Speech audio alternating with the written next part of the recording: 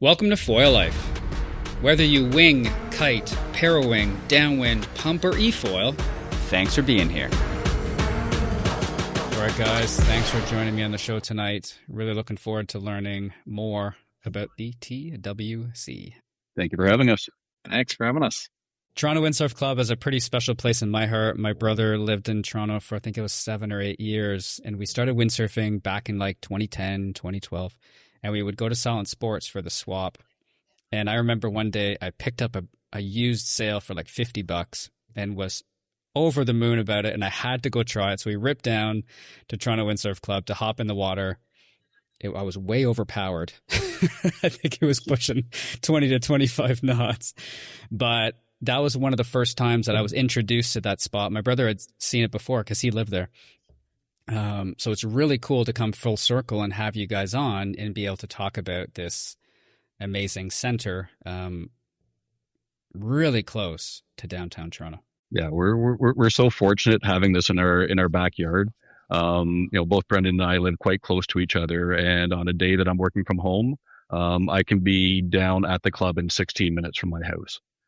22 on the bike. So yeah, it's remarkably close and total gem in the city, like you say. Club's been around since the mid 80s, and has, from its inception, its one trailer has just grown into this incredible little hub. Accessible to all, right on the beach in downtown Toronto. What was the initial kind of inception of that? Where did the idea, I guess the idea came from wanting to be able to access the water, but I'll let you kind of take that one. Sure. So ultimately, we are a string of about 8 clubs down as what is part of the Outer Harbour Sailing Federation. And that came about in the early 70s. And ultimately, it was a group of RCYC racers who wanted a place to be able to sail in the winter or in the fringe months without having to take the ferry over the island and things like that. Paul Henderson, who is a legendary Canadian sailor, past Olympian and things like that, him and his buddies were basically the driving force between opening the first club there, which is Water Rats. And then the expansion just kept coming and coming and coming. All of a sudden, we jumped forward to the early 80s, and the one thing that wasn't represented was the new sport of windsurfing. So we are sort of outside of the main strip of where all the other clubs are, but right on the public beach. Obviously perfect for the windsurfing end of things. And that was the beginning of Toronto Windsurfing Club. Actually had a different name back then, but what evolved into the Toronto Windsurfing Club. What was the name back then? Oh, even though I was around the industry in those early days, I can't it was Toronto Board Sailing Club maybe, or something like that. I'm sure it was a windsurfing trademark issue or something like that. But it did change name in somewhere through the 90s. Oh, that's cool. Do you know how many members you guys had at the early days and what the club was offering? Started as a handful of members. The first sea can was added in the first couple of years, so people were actually able to store their equipment down there. And then slowly over the years, it just kept building and building. We've got a decent sized Quonset hut down there that acts as sort of a mini clubhouse, a place for some of our lessons in our camp program, a little bit of storage in there. And then essentially we've got 11 sea cans. And we've got vertical board storage in those. There are crazy people like me who actually rent 4 of those spots per year just because I've got so much bloody gear. There you go. But yeah, no, it's so nice. And, as you alluded to earlier, the ability to drive down or ride a bike down, have your kit there ready to rig and go is really, really such a pleasure. Whereabouts in, like, at the Toronto or the Toronto waterfront is the club situated? So Toronto Windsurfing Club is at the eastern end of Cherry Beach, which is contained by a man-made spit, the Tommy Thompson Park, which was built out of old construction waste for the development of the city of Toronto. So we've got a really unique combination. We're sheltered to the east and to the south. North end is captive by the city. We've got natural beach on immediately in front, but then also a great windbreak and wave break, which allows us some pretty protected conditions in most sailing. So can you guys see the screen? Yes. Yeah. All right, perfect. So here it is. Here, let me zoom out just to see in relation to the city itself, and then we'll zoom into it. So it is a pretty protected area, correct? Because you got that. That's the island, right? Kind of that, or the whatever. Yes. Toronto Island's over there to the left or to the west. Oh, here it is. Yeah, nicely protected. So east wind, which is somewhat prevalent in the spring, makes for some really amazing flat water blasting. You'll be out there in a 20 or 25 knot day with yay much chop. Southwest is sort of our most common wind, which can make for some really nice big rolling conditions, especially with the advent of the wing foiling now. The good wingers, not the slouchers like me, but the good wingers are out at the point playing in the waves where they enter into the harbor. And then west and northwest are what make us good sailors in Toronto, because you have to learn to sail in adverse, crazy, shifty offshore conditions. Essentially, some of the winds are coming in around the skyscrapers of downtown Toronto, including the CN Tower. Oh, yeah. Fair enough. Is there coaching or any of that kind of thing back in the day, or was it more a place where people could come, store their gear, and access and enjoy the water? It started pretty grassroots. The first lesson programs we did were often run by one hired coach and 2 or 3 volunteers. And then it just kept building out from that to the multiple different programs that we offer now. And then obviously your membership has grown significantly over the years. And how does that feel like to be able to have a place where gear is stored, you can rent gear, and then you have that kind of camaraderie where everybody is situated? Because let's say for Ottawa doesn't have that. All these other cities across Canada, there are not very many clubs that are set up in this way, which facilitate community building, right? Yeah, once again, great sense of camaraderie down there. A lot of the focus is around some of the various events that we run throughout the course of the year. Canadian Masters Windsurfing is regularly at our place. Every year we host the Mammoth Marathon. I'm wearing an older shirt for that event right now. Nice. And the Wednesday night races. So it's amazing how you'll get a group of 15, 20, 25 sailors coming down to the beach with a 0 wind forecast, hoping to go out and drift around with their buddies. And, if not, we hang out and have a barbecue after. So how did you guys get involved in the center, and when? I started sailing there occasionally back in the 80s and through the early 90s. Sometimes as a member, sometimes just sort of going and hanging out at the facility and launching with everyone else that was there. And then actually jump forward 30 some odd years. It was about 10 years ago, and my son was starting to get into windsurfing, following my footsteps, and he was becoming a windsurfing instructor up at his camp. Ultimately became a windsurfing instructor down at the club as well. And I was like, oh, okay, this is a great place to be. COVID happened. We had some accessibility issues with getting into the various beaches that I would often sail at. And then realized, wait a minute, there's this amazing gem down on the harbor, 120, 150 bucks a year to join. And you've got unlimited access. And, unfortunately in the year of COVID, it was about the only place you could park in and around the city. So yeah, it was the perfect way to continue getting out on the water. Oh, let's go. So what role do you play at TWC? Myself right now, I manage a bunch of the different committees. So I help with the school program that we have. I help Simon, our lead instructor, trying to develop some of the new programs, integrate foiling into our camp program. Evolving with Max Robinson and the private lessons that he's been doing down there. And then also most exciting that we've done just in the last week or so, we've hired Eric O'Brien, who's going to be coming in and leading a new Learn to Windfoil program based on, basically we're mirroring something we've been doing down at the club for 20 years, which has been our Learn to Windsurf program. And so combination of sort of 3-hour intro sections or 3 times 3 hour leveled instruction programs. We've had incredible success in introducing windsurfing to new sailors, which is ultimately why we're able to still be here, why we still have such a good population of people down at the club doing what they do. We're now so excited to be, mirroring that on the winging end of things as well. So just totally psyched about what's going on there.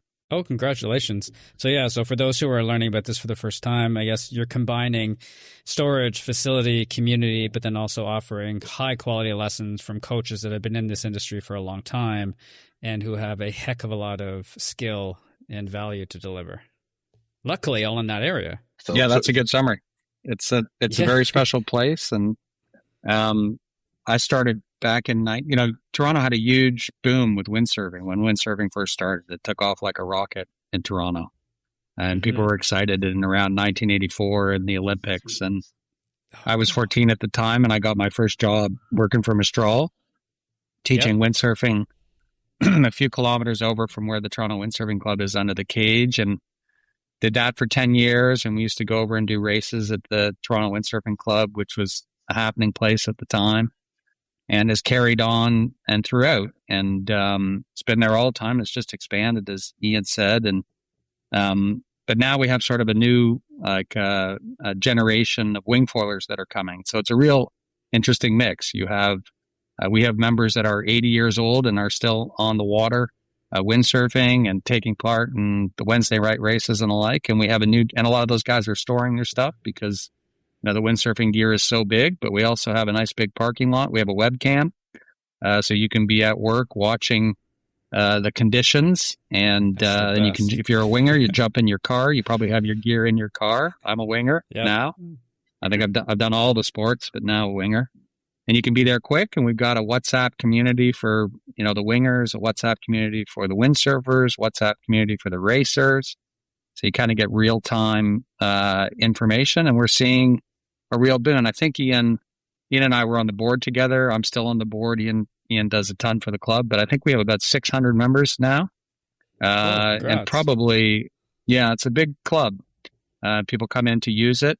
We have some paddle boarders, we have windsurfers, we have wind foilers, we have wing foilers, we have people putting up docks and pump foiling on the calm days. Oh, sick. We have some foil drivers. We kind of have it all now, and it's a really fun mix. And obviously all this programming. I'd say we have probably about 60 or 80 wingers now, coming down to Cherry Beach on any direction. And as Ian said, even on the offshore now, the good guys, there's a fun group of us that we will paddle out to the wind line and just ride, straight offshore out and around some of those islands. So any direction of wind and, anything from 8 knots and up, and the wing foilers are flying. So it's really a very, very active club and community.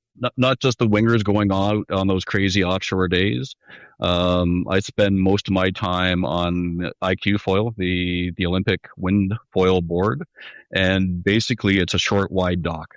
So even in these cases where you've got a couple hundred meters to get out to the wind line and out to the open water, it's as easy as can be. And then obviously once you get to the magic point, off you go. Yeah, that would be pretty fun. I was in Mexico or something last year, and I was talking to one of your members, and it was late too. Right? It was either late or super early in the spring. Anyways, it was cold, but he was still so jonesing from his session that he had at Cherry Beach and at the center.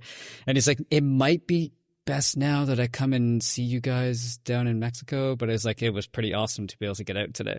So we talked about that for a little bit. So it's cool that that you guys have been able to weather the storms, literally, and then maintain the club and grow the club from the humble beginnings to what it is today. What are some of those new foiling programs that you guys have put forth and are continuing to put out there? So I'll start off. I'll start off with the camp end of things. So we offer a pretty decent full camp program for 7 or 8 weeks over the summer. We'll have somewhere between 20 and 35 kids down there at any time. And it is based on the CANSail windsurfing program. So level 1 to 4, you work your way up. And what we've introduced this year is wing foiling or winging into the mix for those students who are at the level 3 and level 4 levels. And, essentially what we'll do is, even if we don't get them out doing the complete combination of wing, foil, board, and all that is one, starting them off with small wings on the beach, learning basic wing handling, then putting them out on a longboard with a dagger board on it, so they can go and get the sense of how that's different from a windsurf and sail without just drifting straight downwind. We are starting to do boat assist foiling. Sort of clear, nice. not to call it tow foiling, but boat assist foiling. And we've amassed a great collection of big, sort of older generation foils. So Go Foils, 2200, 2500 front wings. We just found an older Nash 2450 front wing. And what's great about these, we're pairing them on some of Casey's older Reef Warriors. And sick. Those behind the boat, when properly instructed, these things are popping up and starting to fly at 8 or 9 kilometers an hour. Yeah, so very controlled, very manageable, and very, very low risk for the people doing it. Mm-hmm. Yeah, we've been doing that for quite a while, and progressing from sitting to kneeling to standing is such a gentle way of getting somebody to kind of connect those pieces in their minds, because there's so much that goes on with foiling, and it's great that you can offer all of that. Maybe touch on a little bit of who's working with you guys now as coaches, and how did you guys get connected with those individuals? Yeah, well, as Eric mentioned, as Ian mentioned, we just hired Eric O'Brien, who's leading up our new foiling program. So that's Learn to Foil program, and also teaching with the camp. But we also have Max Robinson, who was basically, he grew up at the club. Yeah, and then you've had Max on your podcast before. I listened to it. It's a great session. Nice. So Max is he's such a proud point about the TWC, because he grew up at the TWC and grew up windsurfing and became a professional windsurfer and became a professional wing foiler, went off on the world tour with Gong as a competitor, then was also as part of managing their team, etc. But has recently stopped that and has come back to his hometown of Toronto, and he's gotten re-involved in the TWC, which is amazing, because he's an incredible coach and an incredible instructor. So he's been our main wing foil instructor through his program, Max Sports, that he runs out of the TWC. Nice. And in that, he's doing private one-on-one lessons. And I would encourage those to everybody. He actually taught my wife and both our daughters to wing foil over the last couple of years. He does an amazing job. He uses a dinghy, and he follows you in the dinghy so he can talk to you directly, and then he films you on your iPhone while you're doing it. So when the lesson is over, you have a series of videos of you doing your lesson that you can go back, plug into your TV, and listen to time and time again. And it's just a really effective method. So he's an incredible coach. Eric is an incredible coach. And they're both, again, kind of grown up through the program. And then we have a bunch of other members that have also come back that coach on a volunteer basis. So we have Sam Ireland, former Canadian pro windsurfer, who's a big time winger now, one of my best friends. And he's there with his son, Beck, who's incredible. We also have Anna Sagalenko, who works with North and is a former windsurfing competitor and champion, active member of the club. And she helps coaching some of our youth. And then we also have Simon Ricard, who's grown up at the club and really runs all of our camp programs. And so, we have a youth development team that we've just put together, which I could talk more about, but I kind of administer it, and I know what I'm doing on a wing foil, but I was never a competitor. But for these kids to have those coaches, right? Sam Ireland, Anna Sagalenko, Max Robinson, and Simon, basically for free on a grassroots, it's really just, it shows the depth of the community and the depth of the history and the depth of the skill. And it's just a great opportunity, whether you're looking to learn to wing foil or whether you're looking to get your kid, seriously ramped up in the sport and maybe even the industry, maybe become a coach, maybe become an instructor at the TWC, which is a fun summer job. That's kind of our main coaches. And then we have also maybe, and you can speak to this a bit more too, we have a whole group of youth instructors that we hire to run those camps that we do in the summer. Where the club, I think, has been really successful is the board of directors has always realized that if we're going to keep current, if we're going to keep active, the club's going to keep going, we need to keep bringing the next generations in. So that's why we run the camp program. The camp program is remarkable. A, value for the money for City of Toronto, summer entertainment, summer learning. But in the grand scheme of things, that's also keeping the next people coming in. More importantly, that's where our next group of instructors come in. And as a result of that, the club would have aged itself out years ago if there hadn't been the fresh new people in. Those of us who have been playing around in the windsurfing industry since the 80s, it kind of faded out almost to oblivion, other than unique places like Toronto Windsurfing Club, or obviously there are certain communities in California or in the Gorge, or the great stuff that Mike Burns down in OBX is able to keep running. But yeah, no, keeping new kids coming into it to become our instructors, to become our foil instructors is really what's guaranteed the long-term success for the club. Really great group of kids that have been around as well, and some incredible sailors. Oh, awesome. Yeah, glad to hear. What is that youth high performance development team / program? Yeah, it's kind of unique in its structure, and I think it's something that other people should think about, because we all have jobs and we're all busy and we make time for this sport that we love, and we think we're social, but really, like, I run to the beach, I see some of my best friends, I talk to them for 2 seconds, I ask what they're rigging, and then I go out on the water by myself for 2 hours. Exactly. And then I stay, right? Don't bug I stay me. on the water don't bug me. Like, I stay on the water too long. I'm late when I get back. I drive home in my wetsuit and I apologize to my family. Like, it's not actually, it's a lot of fun, but I don't know how much sharing you're doing. So we really wanted, like, for the reasons that Ian was saying, we really want to bring up the next generation. We really want them to learn. They've done their lessons, they're intermediates. The question is, how do they get the coaching? And so the way we structured it is we got these 5 volunteer coaches, all of whom have, jobs and other things they need to do. But the one thing we know is that when it's windy, they're going to be at the beach. So what we did is we got together our youth and we created a WhatsApp group. And what we do is when it's windy, and one of the volunteer coaches is going to the beach, we kind of throw up the bat signal. And we say, hey, it's Brendan. I'm going to the beach. I'm going to be there from 4 till 6. Any youth team member who wants to come and ride with me and get some tips, let's do it. And then we use, we have the BB Talking headsets. So we'll put those on if we want between, like, one of the volunteer coaches and one of the students, and we'll ride that way. I'll throw a Insta360 camera on my wing and follow some of the students around. Sometimes there's some drone footage. And so it's really kind of like a grassroots, like, let's be honest, nobody wants to sit in a classroom on a Thursday night to hear about, so let's just ride together. It's really a ride together program.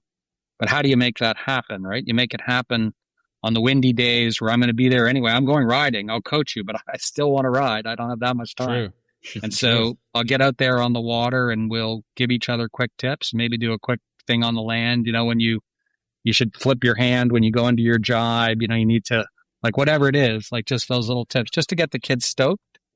And then, that's awesome. In the fall, which is really windy, I think we'll get we just started this. It's going well. But in the fall, I think we'll get some group trips together. There's a lot of great places to ride in Ontario. We'll go out and do some road trips and maybe have some talks to the kids about how they can get in the industry. Matt Aiken at North has been a great sponsor of the team. That's awesome. And, he could talk to the kids about, you could have a life in this sport. You could go into the industry. How do you do that? How do you become a competitor? So that sort of stuff. That's kind of the nature of it. Oh, that's amazing. Yeah, having the opportunity to get out there and actually get some coaching on a night like that and building that camaraderie on a group is not something that I've heard of before. Yeah. It's kind of just putting the pieces together and making it happen. Because, you never know when it's going to be windy. But when it is windy with the forecasting, you could say it's going to be 2 days out. We can now say it's going to be windy Wednesday, from 5 till 9. Who can be there, and let's get together. So it's fun. Oh, that's amazing. What's your tie-in with WeCANFoil? So it's taken a little bit of time, but we are finally at the stage where the memorandum of understanding is signed, and we are now a WeCANFoil hub. So I've done a lot of calls and a lot of talk with Augustine over the last couple of years. What's been amazing is so many of the people who they've used to develop their learning and develop their programs and things like that are the people who are involved in around the club. So Max obviously was pivotal in some of their early things. Eric O'Brien, our new wing instructor, was there for the first Canadian instructors clinic. Carl, I'm up on Georgia Bay. He's in and out of the club regularly, which is amazing expertise, amazing perspective on how to teach this new sport. We're definitely learning a lot as we go along. But the relationship with them is we are their hub in Toronto just for the board sports. They provided to us use of a couple of the X15s. Nice. The starboard race board. Unfortunately, a little bit too small for someone my size, or at least at my current skill level. But yeah, really cool being able to get those and get some of the people from the club practicing on them in advance of, say, the foil regatta that just happened this past weekend in Kingston, Ontario. And WeCANFoil has also been great in providing us, or will be providing us, with 2 complete wind foil kits to integrate into our program. So yeah, it's a long time coming, but totally pumped, both in terms of what I think we can do for them and what they can do helping us in terms of equipment, and also bring some more light in terms of, Toronto Windsurfing Club, getting some more people coming down our way to learn these incredible new sports. Yeah, Og is awesome. We've had him on a couple times just to talk about, WeCANFoil itself, but then they were also at Halifax events. So we had him coming on with Carl to talk about that. And they do great work, and it's awesome that you guys were able to make something work together for the betterment of everybody. And one thing to mention, actually, is the fact that you guys are on Lake Ontario, but there's so many other really beautiful lakes in that area for people who are in the U.S. or across the world. The Great Lakes are actually a really awesome place to ride. Yeah, for sure. That is a great point. And I don't think people realize that enough. And I'm always trying to talk my friends into getting into wind sports in Ontario, because like whether it's Lake Ontario, which by the way can produce some huge waves. Like we have quite a serious surfing community over at Bluffers Park. There'll be 50 guys in the water when the wind is right. Whoa. And they'll be in the water all year round. And now you see the foil drivers showing up at Bluffers Park, and see some parawingers too. You've even seen some downwind runs. So it's funny that that's all happening on Lake Ontario, which I tell you, those waves can really pack a punch. It's surprising. And then we have Georgian Bay, and I've been doing wind sports since 1984, and I've been to a lot of places in the world, and I will tell you that the waves on the western side of Georgian Bay are some of the best I've seen anywhere. Fresh water. This is amazing wave riding up there, amazing downwinding opportunities with parawing or wing. Sable Beach on Lake Huron. Back in the kite surfing days, I can remember days where the waves were like, my kite was just the lines were just barely making it over the waves. Just huge waves out on Sable Beach.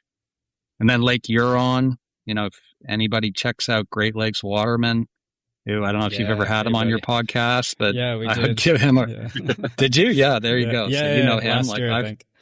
Yeah. I don't know him. I follow him. I watch every video he puts up. I think it's unbelievable what he's doing on Lake Huron. And then you have Lake Erie, that's got tons of spots. And also, if you're going to go further up north, Lake Superior, which can really pack a punch. So if you got a car and you're willing to travel, or even head over to Michigan, it's not that far away. So there's just a ton of great spots. Yeah. And you got Sandbanks not far away, and a big windsurfing crew from there. and Huge. amazing waves there. And there's like, you can ride the beach, you can ride other spots that I'm not allowed to talk about. And it's such an amazing place. And I still, that's where I actually overcame a lot of fear of water and learning how to like go out windsurfing and awe-inspiring 8 to 10, 12-foot swell, and it was in 35 knots. And so it's such a beautiful part of the world. And then, yeah, drive a little bit from Sandbanks in Kingston, and boom, you guys are at your location. So it's very well situated to travel if, for example, you want to catch some different varying conditions. Yeah, follow the wind. And, now with foiling is, like I know you guys have talked about many times on this, you need 8 knots. So with the right gear, from 8 knots to 30 knots, that's like tripling and quadrupling, the number of days you used to get on the water, not only with windsurfing, but even with kiting. Kiting, you get lured into the light winds, because you want to maximize your days. But when that kite goes down because it drops to 4 knots and you're offshore, that's, no matter how good you are, that's complicated.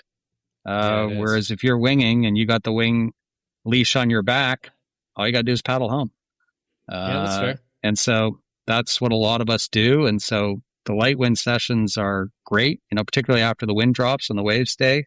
Those make for great days. And that's the beauty of foiling, like in all these various disciplines. It's just really maximizing the number of days on the water, which is really fun. What about looking at wing foiling as a family discipline? Because this is something that I think foiling makes a little bit easier than kiting, for example.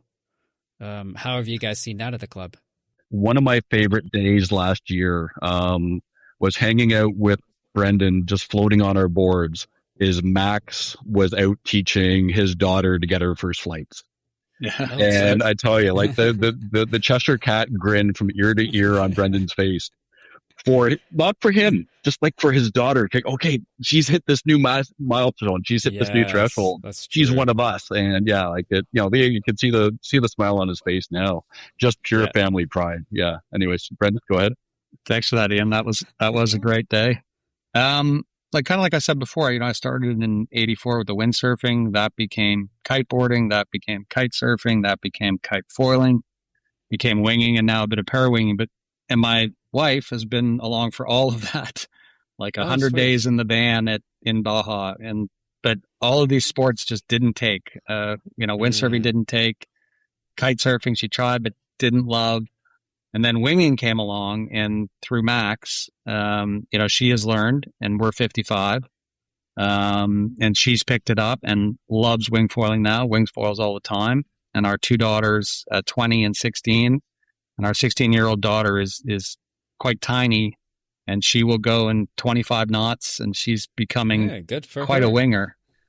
Yeah, and it's, the progression of the gear, right? Like the gear has become so good that whether they're riding beginner gear at the beginning, or even I find putting them onto the advanced gear earlier. Like I recently took my wife, who's probably an intermediate, and moved her up to the HA and the UHA Armstrong series of foils, which, people would say the UHA is like an advanced foil, but it was actually unbelievable how much it improved her foiling just on the change. Because, learning jibe, she's got so much more float, so much more time because of the way that foil works. And so it's interesting the way you can progress them into the very gear you're using as an advanced person. And now I used to drag them on wind trips, and they didn't always love that. But now everybody's like, when are we going? And we've been going kind of all over the world on family wing foil trips, kind of figuring it out, often being focused on, duotone centers or north centers. Yep. That's a good way as a family trip. You just pull up their website. They're all over the world. It's plug and play. And then also we've done a couple of catamaran trips. There were a few outfitters those are fun. Yeah, like they're kind of more focused on kiteboarding, but they're now progressing to wing foiling, and there's a lot of them that are not that expensive, cheaper than going to a resort, and to wing off the back of a catamaran, in Antigua or wherever with your family for less than it would cost to go to, some resort, is really pretty good. And as long as you can make sure that the instructors are not kite foilers kind of pretending to be wing foil instructors, but actually wing foilers, then, you can get a hell of a family vacation out of that. So I think that, to your question, I think that that's something that the industry as a whole, like, can focus on more, because again, our 16-year-old daughter is like ripping it up. Sam Ireland's son, Beck, is basically a phenom. They went to the gorge for 2 weeks. He's riding 2.5 and 10-foot swells. I can't even, I think he's 13 or 14, but he's not a gorge kid, right? He's a kid from Ontario. Yeah. And he's just out there killing it. So the opportunity for kids here and youth and wing foiling, like, we see it in the videos, but it's actually much more domestic than I think those videos suggest, right? You can do it in your hometown, wherever you live. Yeah. Yeah, that's the nice thing about it. It's opened up the entire kind of world, and you can do it on smaller lakes, and it's a lot easier to do that. But it is nice to be able to incorporate all of those new youth and then help them spread out, especially today that kids are more and more online. I think it's a really valuable service that you guys are doing to the entire community. And I want to say thank you for doing it and taking time to invest in the future, because kids need something now, I think, more than ever, to stay grounded and to give themselves something. Like, goal-oriented task learning is something that's going away with the advent of AI and social media and all that stuff, because it's like everything they want instantaneous, but these skills develop these like ground level things of overcoming fear and overcoming obstacles and being able to progress in life. So it's really nice to be able to pass on that passion. So thank you to you guys for taking the time to do that, because I think that's something that's really needed today. Yeah, I would say, just to your very point, like, I spent a lot of time on the TWC webcam watching to see the wingers go out. But the other thing I actually, like, I keep it on at work, but the other thing that, like, really gets me emotional sometimes is when we're running our camp. And anybody can do this. Go on the Toronto Windsurfing website and look at our webcam and look at it during the day of the summer, and you'll see our camps running, and you'll see these kids, kind of 7 to 18, and they're running around with windsurfing sails and wings, and they're rigging gear, and it's a proper summer experience, and they are learning to windsurf, and they are learning to wing, and we're starting with the tow foiling, and there's all these kids running around, and they're all having a great time, and they're right there. At the bottom of Toronto, Cherry Beach. I think we're $450 a week Canadian ish, and it's just a great summer experience. And there's lots of kids doing it, and we run programs for underprivileged kids, and we run all kinds of different programs just to get the kids out. Anyway, if you take a look on the webcam, people can see for themselves kind of that next generation growing up in these sports that we all love so much. Oh, that's awesome. And how do people get in touch with you? How do they reach out to either get their kids involved or get themselves involved? Through the website's the best way. And the website, we spend more time on the water than the website, but it's but it works. And the other thing I'd like to throw out to all the sailors in around Toronto, our Wednesday night races are a great opportunity to get on the water, whatever it is you're doing. So it's open to all. You don't have to be a club member. So if it's a windy Wednesday like it is today, and you've got a wing kit, you've got a wind foil kit, you've got an old windsurfing equipment, throw it in the car, come on down and get racing. And you'll get a quick sense in terms of what the club's all about. And, it's just such a fun, vibrant place to be, especially on any windy day. The vibe down there is really remarkable. You forget you're in downtown Toronto. You're in your own little haven sort of thing. And who's the barbecue chef between the two of you guys? Neither. We're on the water. Fair enough. Hey guys, is there anything else you want to put out there before we wrap her up? I just want to say thank you for having a couple of old dudes on who are pushing community. I can't tell you about back loops or any of that stuff. I don't even jump anymore, but we really are passionate about, especially taking advantage of this foiling thing to kind of to reinvigorate everybody. And it's just, it's great to hear from you and to have these opportunities. So I really appreciate it, and hope people will come down and check us out at the club. And just sort of final thought for me is the foiling is just such a great new activity and a way of extending and getting more people into sailing. I'm a couple years older than Brendan, and I've got some body issues and some arthritis and stuff like that. But combination of either wind foiling or wing foiling, and on a slightly bigger platform, I can't put my shoes on in the morning, but I can go ripping at night. Yes. But hey, thanks to both of you for coming on. It was really cool to be able to learn a little bit more about the history of the club, because I haven't been there in a few years. But thanks a lot for coming on and sharing that. It was awesome to learn about it. Appreciate you having us. Thanks for having us. Look forward to seeing you there.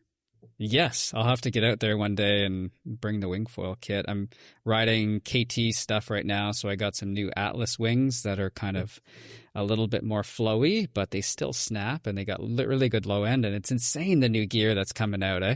All the new technology and stuff that people are putting in. I didn't think it would progress this quickly. Yeah, I could go on. I won't start. Yeah, we could. Got a lot of thoughts on that. All right, guys, we will chat soon. And yeah, thanks a lot for coming on. It was great to have this opportunity. Take care. Thank you. Amazing. Thank you.